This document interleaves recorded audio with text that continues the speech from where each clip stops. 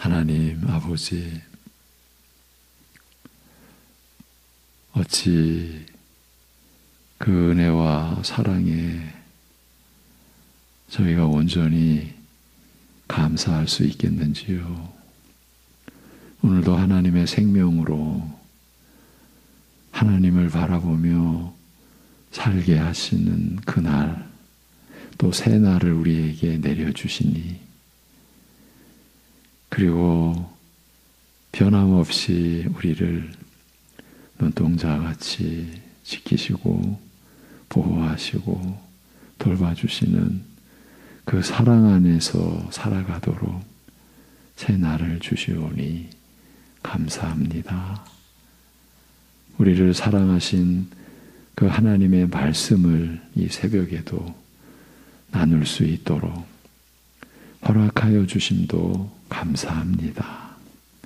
성령께서 때로는 우리가 감당하기 어려운 말씀도 믿음으로 받을 수 있도록 이 새벽에도 역사하여 주옵소서. 예수님의 이름으로 기도합니다. 아멘. 로마서 6장입니다. 로마서 6장 1절에서 3절 같이 보시겠습니다. 로마서 6장 1절에서 3절.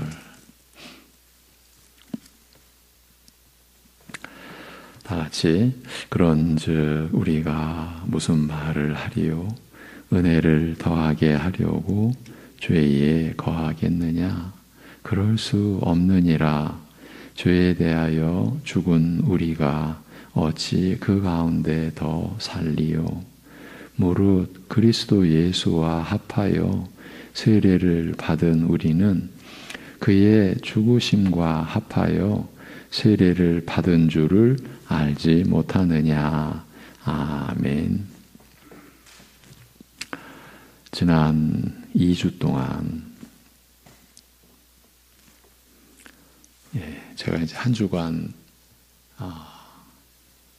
자리를 비웠었기 때문에 3주가 되겠네요. 지난 3주 동안 은혜를 더하게 하려고 죄에 계속 거하겠느냐는 물음이 나올 수밖에 없었던 배경을 살피기 위하여 로마서 5장의 말씀을 나누고 왔습니다. 우리가 은혜를 받은 구절 중 핵심이 되는 한 소절을 들라고 하면 죄가 죽음으로 왕노릇한 것 같이 은혜가 의를 통하여 왕노릇하여 라고 하는 말씀이라고 여겨집니다. 그 중에서도 은혜가 의를 통하여 왕노릇하여 라는 말씀이 우리가 은혜를 받은 핵심 구절이었지 않나 싶습니다. 은혜가 오직 그리스도를 믿음으로 얻는 의, 곧 하나님으로부터 말미암는 의, 다시 말해 행위와 상관없이 하나님께서 은혜로 베푸시는 의를 통하여 왕노릇하는 가운데 우리가 살아가는 것입니다. 은혜가 의를 통하여 왕노릇한다라고 할 때 그 의가 도대체 뭐냐? 어떤 의냐? 그래서 로마서 1장까지 또 거슬러 올라가서 우리가 살폈죠. 그러니까 은혜가 의를 통하여 왕노릇한다라고 할 때 자기 의가 개입이 되면 이 말씀은 허사가 되는 거죠. 오직 하나님으로부터 말미암는 그 의를 통해서 은혜가 여러분 안에서 왕노릇하는 겁니다. 우리가 그 은혜로 살아가는 겁니다. 이제 6장의 말씀을 중심으로 살펴가겠습니다. 우리가 무슨 말을 하리요? 은혜를 더하게 하려고 죄에 거하겠느냐? 그럴 수 없다. 죄에 대하여 죽은 우리가 어찌 그 가운데 더 살리요? 다시 들어보십시오. 그러므로 우리가 무엇라 말하리요? 죄에 계속 머물러 이 계속이라는 게 중요합니다. 죄에 계속 머물러 은혜로 더욱 풍성하게 할 것인가? 결코 그럴 수 없느니라. 죄에 대하여 죽은 우리가 어찌 여전히 그 가운데 살리요? 로마서 6장은 이 질문으로 시작이 됩니다. 한마디로 죄에 계속 머물러 은혜로 더욱 풍성하게 할 것인가? 이것입니다. 그에 대한 답은 이렇습니다. 그럴 수 없느니라. 죄에 대하여 죽은 우리가 어찌 그 가운데 더 살리요? 다시 들어보시면서 중심이 되는 구절이 무엇인지를 생각해 보십시오. 그럴 수 없느니라. 죄에 대하여 죽은 우리가 어찌 여전히 그 가운데 살리요? 짐작들 하셨지요?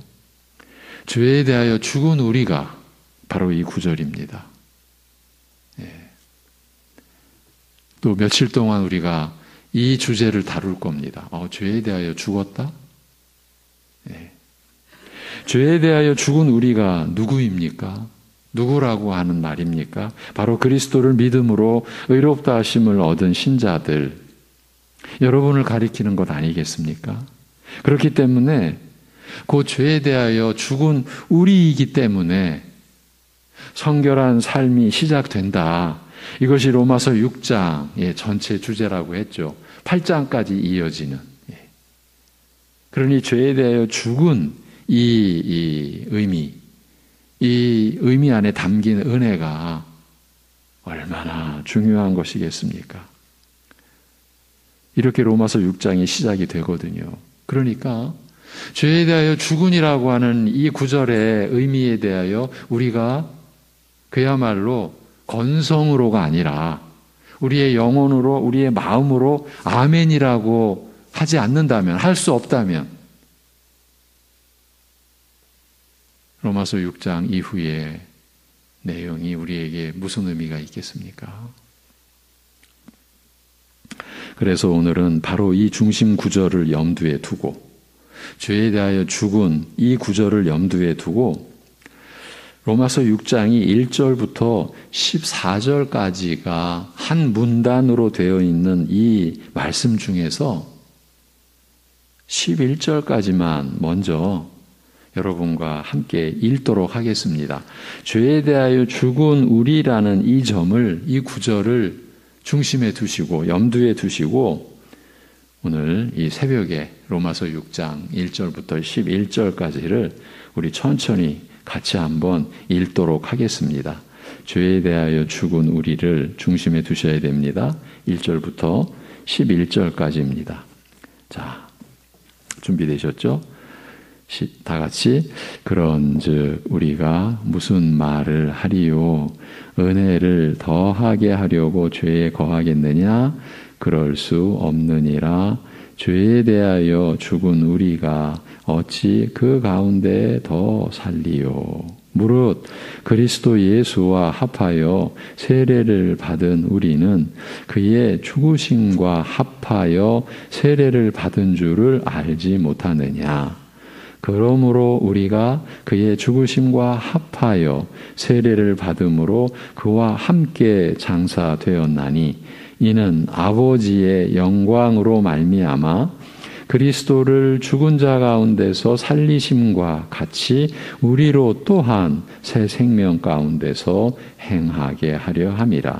만일 우리가 그의 죽으심과 같은 모양으로 연합한 자가 되었으면 또한 그의 부활과 같은 모양으로 연합한 자도 되리라.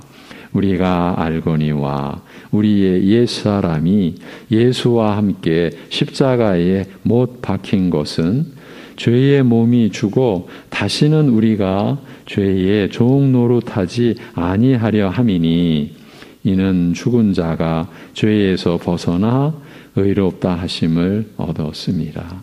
만일 우리가 그리스도와 함께 죽었으면 또한 그와 함께 살 줄을 믿노니 이는 그리스도께서 죽은 자 가운데서 살아나셨음에 다시 죽지 아니하시고 사망이 다시 그를 주장하지 못할 줄을 알미로라. 그가 죽으심은 죄에 대하여 단번에 죽으심이요 그가 살아계심은 하나님께 대하여 살아계심이니 이와 같이 너희도 너희 자신을 죄에 대하여는 죽은 자요 그리스도 예수 안에서 하나님께 대하여는 살아있는 자로 여길지어다. 아멘. 이렇게 전개되는 하나님의 말씀입니다. 읽으시면서 어떤 생각이 드셨습니까? 사실은 모든 예배를 통해서 많이 보고 또 인용했던 구절들이기도 합니다. 그렇지만 볼 때마다 새롭게 느껴지는 것도 사실입니다. 그런데 또 한 면이 있는데 볼 때마다 어렵게 느껴지는 것도 어쩔 수 없는 것 같습니다. 이 구절들을 읽으면서 반복되는 표현들이 있었다는 것을 기억하실 것입니다. 합하여라는 말이 여러 번 나왔지요.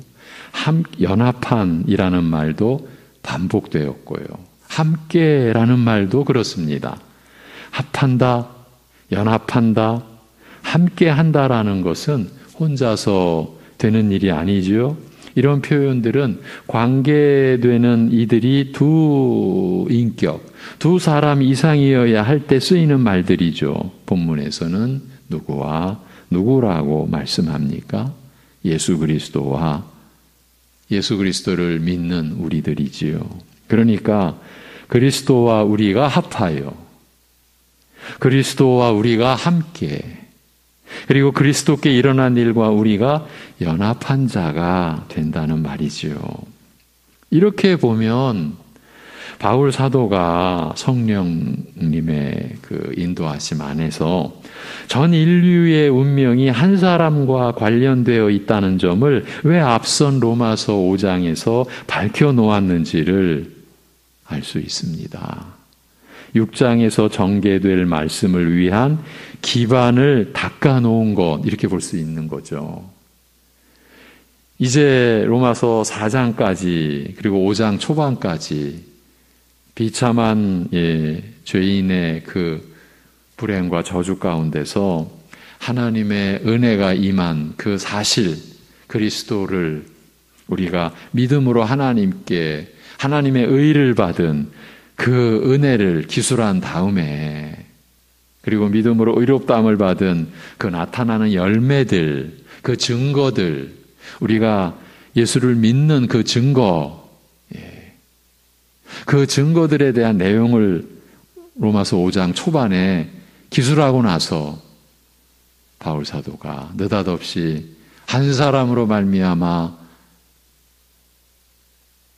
사망이 그의 죄로 인하여 사망이 들어오고 한 사람으로 인하여서 생명의 은혜가 임한 사실을 기록해 놓은 것은 바로 이러한 말씀을 위한 토대를 기반을 닦아 놓았던 거죠.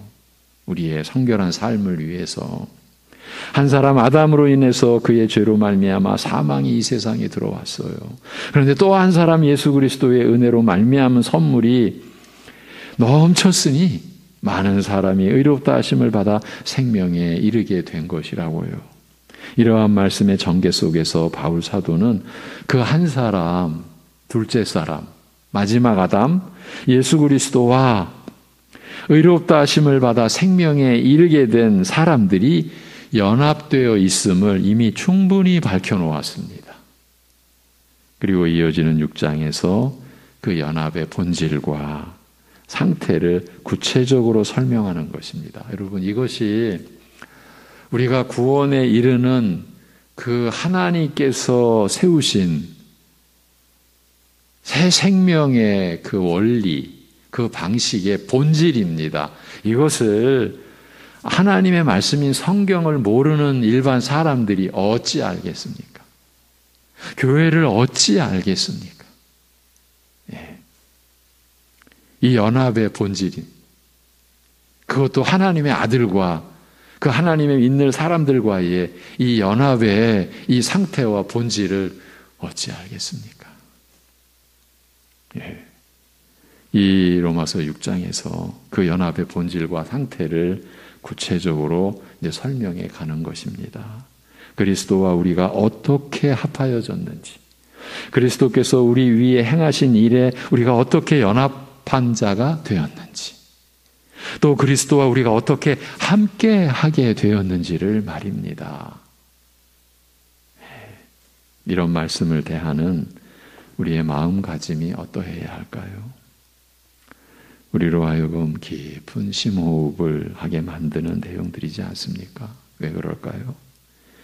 우리가 감당할 수 있는 내용들이 아니기 때문이에요. 사실은 상상할 수도 없었던 일이고요. 그렇지 않습니까? 우리가 하나님의 아들이신 예수 그리스도와 관계를 맺게 된 것도 꿈 같은 얘기인데, 아무리 그래도 그렇지 그 관계를 어찌 합하여나 연합한이나 또한 함께라는 말들로 표현할 수 있겠냐는 것이죠. 말이 안 되는 것 아닙니까? 그런데 이 모든 것이 기록된 하나님의 말씀으로 교회에 주어진 내용들입니다. 진리의 내용들입니다. 이 하나님의 말씀을 신자인 우리가 어떻게 부정할 수 있겠습니까? 말이 안 된다고 해서 우리가 거부할 수 있는 입장도 아니지 않습니까? 그러니까 이와 같은 말씀을 대할 때면 늘 그랬듯이 우리는 어떤 미로를 헤매고 있는 듯한 느낌을 받는 겁니다. 분명히 우리 신자인 나에게 일어난 일을 기록해 놓은 말씀인데 우리가 받아들이기에는 무언가가 어색하고, 그래서 마치 남의 옷 입는 것 같은 겁니다. 실감이 나지 않는다는 표현도 가능할 것 같고요. 그래서 기회가 되면 여러분에게 말씀드려왔듯이 우리가 하나님의 은혜로 산다라고 할 때 이 은혜의 옷은 우리에게 무언가 어색하고 사실은 본질상 남의 옷 같은 겁니다. 그래서 우리를 가르쳤던, 그러면 존경하는 은사님 중에 한 분이 교실에 앉아서 들을 때는 이해 안 되는 얘기를 하셨어요. 여러분이 목회를 하다 보면 은혜의 옷이 벗겨질 때가 있을 겁니다. 그런 일이 여러분에게 일어날 겁니다. 저는 책상에 앉아서 교수님의 그 말씀을 들으면서 사실은 실감이 나지 않았습니다. 은혜가 전부인데, 은혜의 옷이 벗겨져? 그런데 그 가르침을 받고 수십 년이 지난 지금 너무 생생한 거죠. 제 얘기입니다. 은혜의 옷이 벗겨져요. 내가 만들어서 내 몸에 딱 맞게, 우리 인간적으로 말하면 그게 은혜의 옷이 아니니까요. 그러면 하나님이 입혀주셨는데, 그러면 나보다 나를 더 잘 아시는 하나님께서 우리를 모르셨을까요? 그래서 그렇게 어색하게 느껴지고 남의 옷 입는 것 같이, 그래서 언젠가는 또 벗겨질 수도 있는, 물론 그렇다고 해서 여러분, 벗겨진다고 해서 끝까지 벗겨진다라는 그런 의미는 결코 아닙니다. 그러면은 큰일 납니다. 성경 전체를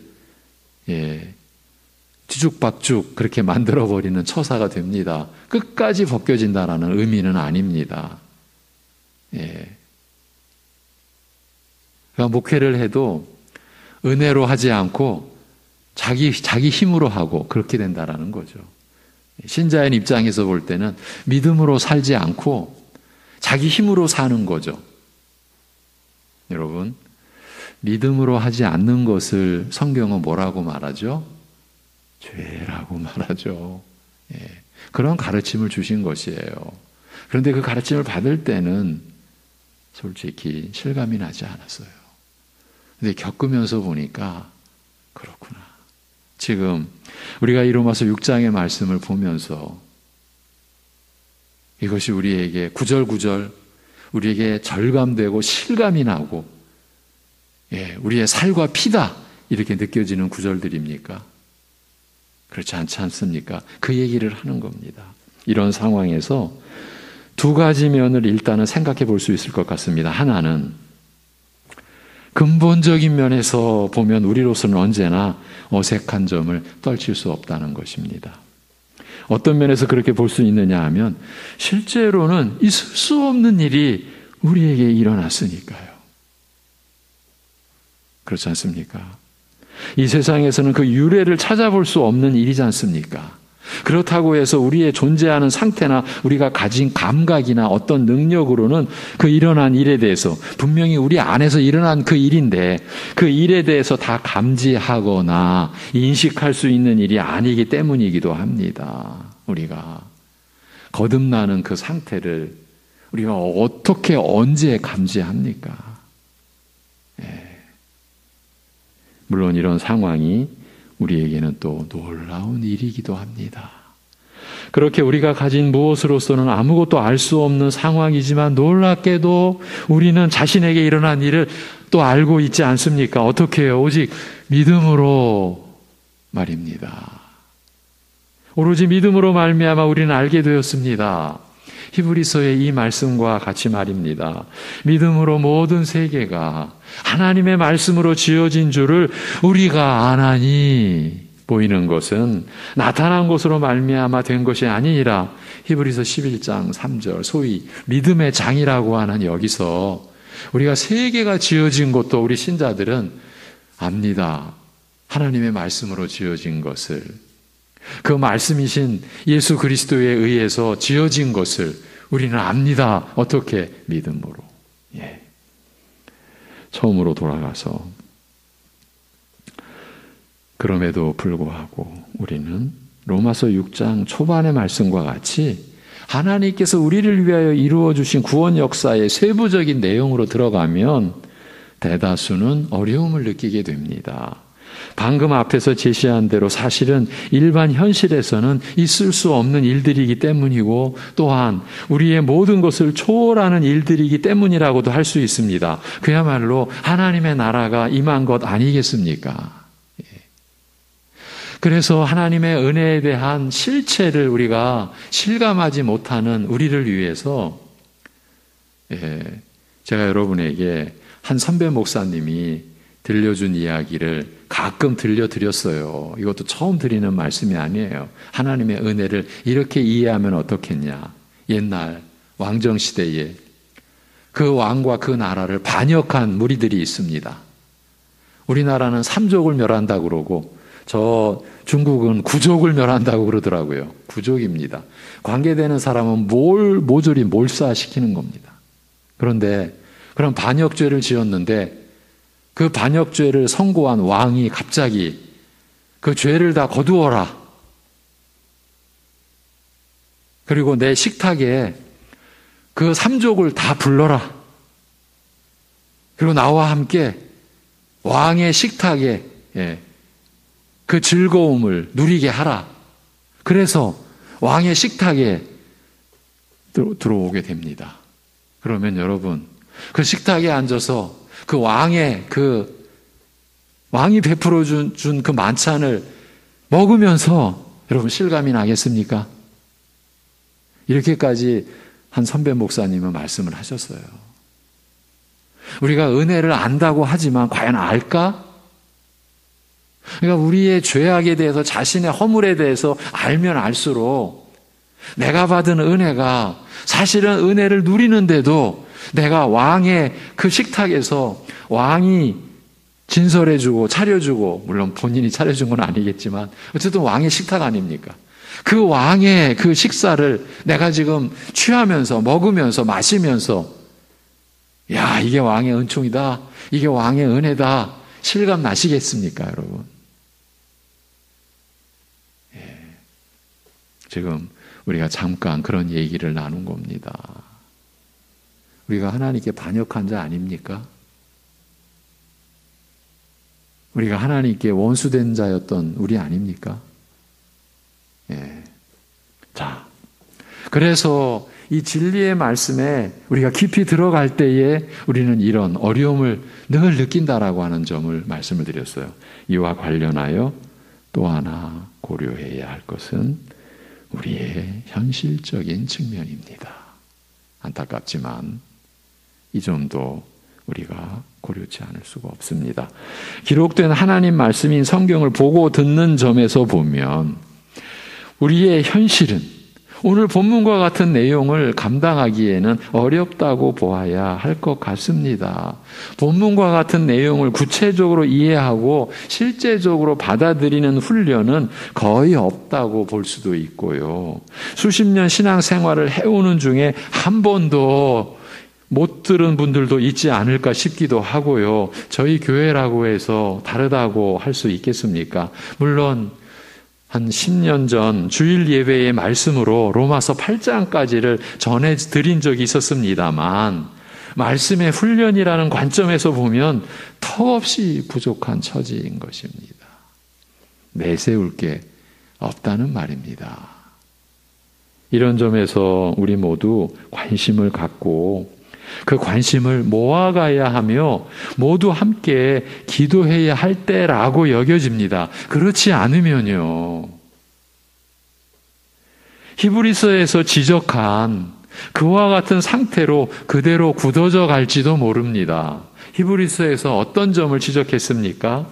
멜기세덱에 관하여는 우리가 할 말이 많으나 너희가 듣는 것이 두나무로 설명하기 어려우니라. 때가 오래되었으므로 너희가 마땅히 선생이 되었을 터인데 너희가 다시 하나님의 말씀에 초보에 대하여 누구에게서 가르침을 받아야 할 처지이니 단단한 음식은 못 먹고 젖이나 먹어야 할 자가 되었도다. 이 히브리서 5장 11절 이하의 말씀이에요. 이는 젖을 먹는 자마다 어린아이니 의의 말씀을 경험하지 못한 자요, 단단한 음식은 장성한 자의 것이니 그들은 지각을 사용함으로 연단을 받아 선악을 분별하는 자들이니라. 이렇게 말씀을 해요. 단단한 음식은 못 먹고 젖이나 먹어야 할 자가 되었다고 하지 않습니까? 우리가 영적으로 이런 형편이 아닐까 싶은 거예요. 지금 우리의 상태가 이렇지 않은가 하는 두려움이 깊습니다. 젖을 먹는 자마다 어린아이라고 하지 않습니까? 이런 어린아이를 어떻게 설명합니까? 의의 말씀을 경험하지 못한 자라고 합니다. 지금 우리가 보고 있는 로마서 본문의 말씀을 히브리서에서 의의 말씀이라고 한 그런 내용이라고 보면 우리는 이런 말씀을 경험하지 못하는 그런 자, 못한 자가 되는 것 아니겠습니까? 젖을 먹는 어린아이니까요. 여러분, 어린아이는 가장 기본적인 특성이 뭡니까? 이제 긍정적으로 천국이 이런 어린아이와 같아야 한다라고 할 때, 그렇지 않으면 결단코 하나님 나라에 들어갈 수 없다라고 할 때의 그 어린아이의 특성은 오직 부모면 다 되지 않습니까? 그거죠. 그러나 지금 여기서 젖을 먹는 어린아이니까라고 할 때 그 어린아이는 어떤 특성을 갖는 겁니까? 자기밖에 모르죠. 그렇죠? 자기만 아는 거예요. 어린아이니까. 우리를 너무 부정적으로 판단하는 것일까요? 제가 잘못 판단하는 것이 되길 바랄 뿐입니다. 실제로 우리는 말씀의 훈련이라는 측면에서 보면 아직 어린아이인 것이 분명한 듯 싶습니다. 그렇다고 해서 낙심한 채로 있을 수는 없지 않습니까? 예수님께서 항상 기도하고 낙심하지 말아야 할 것을 비유로 말씀하신 적이 있으시지요? 바로 과부와 재판장의 비유입니다. 이 과부와 재판장의 비유가 이 누가복음 18장의 이 비유가 끝나는 구절이 너무 의미심장한 거예요. 인자가 올 때에 그 믿음을 보겠느냐. 이 말은 인자가 다시 오실 때에 그리스도께서 나타나시는 그 날에 이러한 믿음을 내가 얼마나 보겠느냐. 귀하다라는 그런 의미죠. 그런데 인자가 올 때에 그 믿음이라고 하는 것은 낙심하지 아니하고 기도하는 거예요. 그 얘기는요, 수많은 이스라엘 안에 백성들이, 교회 안에 무리들이 낙심하여 기도하지 않는 상태의 믿음으로, 그 믿음이 그러면은 어떤 믿음이겠습니까? 그러면서 과부와 재판장의 비유를 말씀해 주셨죠. 이 비유도 또한 안타깝게도 교회 안에서 가장 오해된 구절 중에 하나예요. 그 악한 재판장 앞에서 그렇게 과부가 매달리니까 귀찮아서라도 들어주지 않느냐, 하나님께 매달리라. 여러분, 이렇게 가면은요, 우리는 이 구절로 무슨 일을 벌인 겁니까? 하나님을 철저하게 모독한 거예요. 그래서 강청기도라고 하는 소위 끝까지 매달리고 붙들고 기도하라, 입을 크게 벌려 부르짖어라, 그러면 하나님이 들으신다라고 그렇게 왜곡된, 전적으로 잘못된, 오해된 기도의 원리를 가르치는 그 구절이 안타깝게도 이 구절이에요. 과부와 불의한 재판관의 비유. 그런데 여기서 하나님 아버지와 이 불의한 재판관이 대조가 된 것은, 하나님이 우리의 기도를 들으시는 것은 우리의 아버지이시기 때문이 아니겠느냐. 그 아버지가 선하시기 때문이지 아니하겠느냐. 긍휼이 풍성하시기 때문이지 아니하겠느냐. 이거를 대조했는데 우리는 매달려. 매달려. 또 한 구절이 있죠. 밤에 친구 집에 가서 그냥 두드려 필요하니까. 이렇게 우리는 말씀의 훈련에서 많이 지금 우리는 어려운 처지에 있는 거예요. 절대로 그렇게 보아서는 안 될 구절을 그렇게 봐버리고, 그러니까 이제 기도의 관건은 누가 더 열심을 내느냐. 하나님의 우리 아버지이시니까 기도를 들어주시고, 선하시니까 들어주고, 긍휼이 우리로서는 상상할 수 없는 영혼이 풍성하신 분이니까 나 같은 것에 기도도 들어주시는 거, 그거는 어디다가 다 묻어버리고, 내 열심히, 너 남들보다 더 열심히, 이제 이렇게 막 가게 만들었잖아요.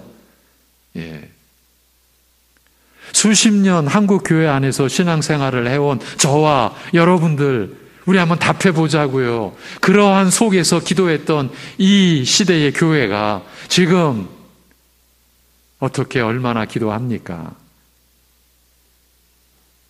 제가 10수년 전에 기가 막히게 교회 밖에서 교회를 연구하는 무리들이, 한국 교인들은 10% 정도 말씀을 제대로 보는 것 같고 기도하는 것 같다, 너무나 건방진 통계를 냈어요. 교회 밖에서. 근데 그들은 그런 설문이나 이런 거 가지고 통계를 잡은 거죠. 그것이 지금 우리가 받은 열매예요. 수많은 교인들이 낙심하여 기도를 포기한 거예요. 왜? 아무리 울부짖어도.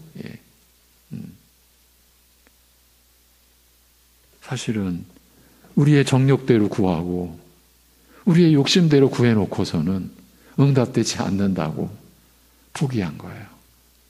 낙심한 거예요. 이 얘기를 하려고 한 건 아닙니다.